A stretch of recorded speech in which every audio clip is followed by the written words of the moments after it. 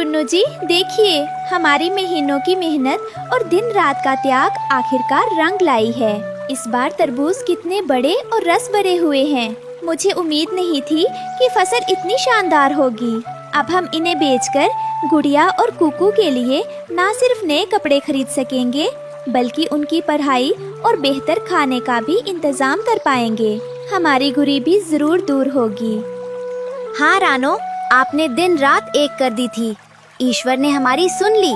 अब हमारी गरीबी दूर हो जाएगी। दूर एक सूखे पेड़ पर कालू कौवा और उसकी पत्नी गोरी कौवी बैठे रानो के खेत को घूर रहे थे। उनकी आंखों में जलन थी। देखिए कालू जी, उस रानो के खेत में कितने बढ़िया तरबूज उगे हैं। अगर उसने वो बेच दिए तो वो हमसे अमीर हो जाएगी।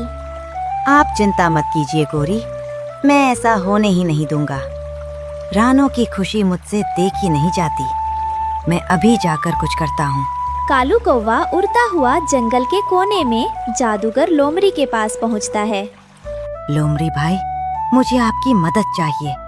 मुझे कोई ऐसी दवा दीजिए जिससे तरबूज बाहर से सुंदर दिखें, लेकिन अंदर से कड़वे और जहरीले हो जाएं। कालू, ये लो हरे रंग का इंजेक्शन। इसे तरबूज में लगा देना। जो भी खाएगा बीमार पड़ जाएगा और रानो का नाम मिट्टी में मिल जाएगा। जब सब सो रहे थे, कालू कौवा चुपके से रानो के खेत में उतरा।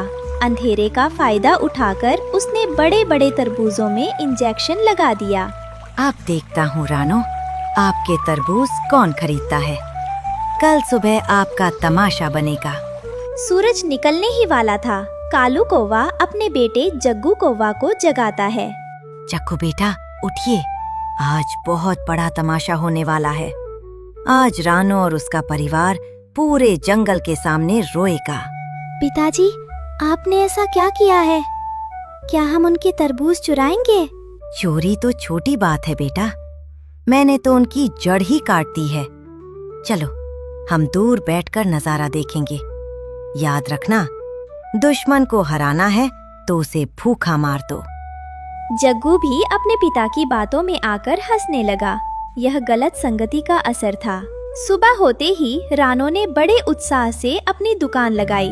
गुड़िया और कुकू भी अपनी माँ की मदद कर रहे थे। माँ, आज तो बहुत भीड़ होगी ना? हाँ बेटा, मुझे पूरी उम्मीद है कि आज हमारे सारे तरबूज जल्दी बिक जाएंगे और हमें बहुत अच्छी आमदनी होगी। लेकिन आप दोनों और पापा शाम को मिलते हैं। तब तक आप घर जाओ और चिंता मत करना। मैं और टुन्नू जी मिलकर सब संभाल लेंगे।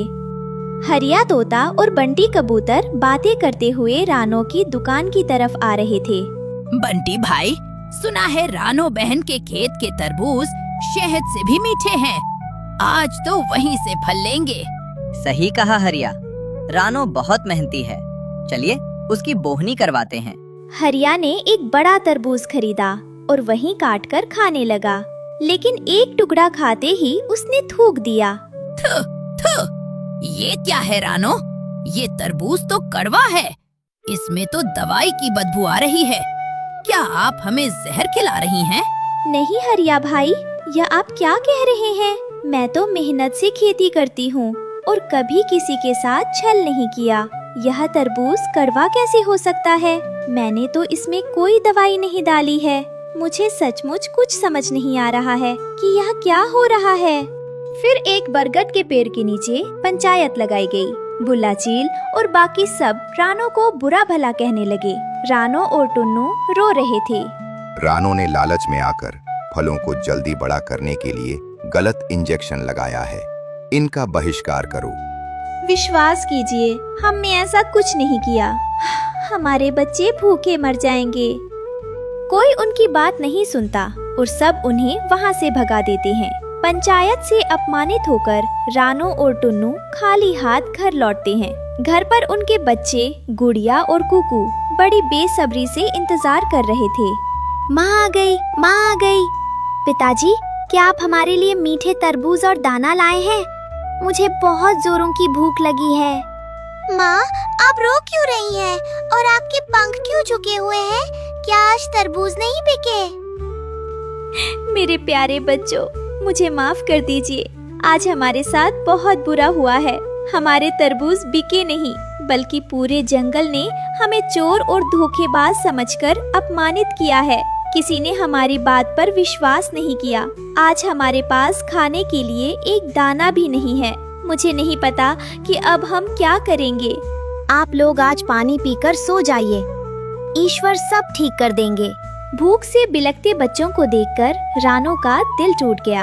यही वो पल था जब रानो ने ठान लिया कि वो अपनी सच्चाई साबित करके रहेगी। रानो और टुन्नू एक डाल पर बैठकर रो रहे थे। तभी वहाँ मिट्ठू तोता, जो एक जासूस था, चुपचाप कालू कौवा की बात सुन लेता है। देखा गोरी, लोमड़ी का इंजेक्शन काम कर गया। रानो बर्बाद हो गई और किसी को पता भी नहीं चला कि ये काम मेरा था। अरे, तो ये कालू की साजिश थी। मुझे अभी डॉक्टर कबूतर को बताना होगा। मिट्ठू तोता जल्दी से डॉक्टर कबूतर के पास पहुंचता है और सारी सच्चाई बताता है।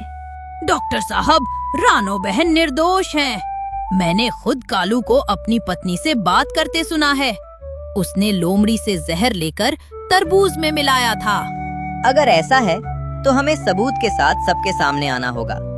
चलिए मेरे साथ। अगले दिन डॉक्टर कबूतर सभी पक्षियों को वापस खेत में बुलाते हैं। वो एक माइक्रोस्कोप से तरबूज के छिलके को चेक करते हैं। देखिए सब लोग, इस तरबूज पर बारीक छेद है। ये किसी इंजेक्शन का निशान है और मिट्ठू गवाह है कि ये काम कालू कौवा ने किया है। सब लोग कालू कौवा की तरफ गुस्से से देखते हैं। कालू भागने की कोशिश करता है, पर चील उसे पकड़ लेता है। सच सामने आने पर सब ने रानो से माफी मांगी। हरिया तोता ने रानो के सारे सही तरबूज खरीद लिए। हमें माफ कर दीजिए रानो बहन, हमने बिना जांच किए आप पर शक किया। कोई बात नहीं हरिया भाई और जंगल के सभी साथियों, मैं जानती थी कि एक न एक दिन सच्चाई जरूर सामने आएगी। मैं आप लोगों को कभी जहर नहीं खिला सकती थी। मैं आज भी अपनी मेहनत और सच्चाई पर कायम हूँ। ये दुख की बात है कि कालू ने ईर्ष्या में आकर इतना बुरा काम किया, पर सच की हमेशा जीत होती है और मुझे बस इसी बात की खुशी है। कालू कौवा को सजा मिली और रानो अपने बच्चों गुड़िया और कुकू के साथ खुशी खुशी घर गई। इस कहानी से हमें सीख मिलती है कि ईर्ष्या करने से अपना ही नुकसान होता है और बिना पूरी बात जाने किसी निर्दोष पर आरोप नहीं लगाना चाहिए।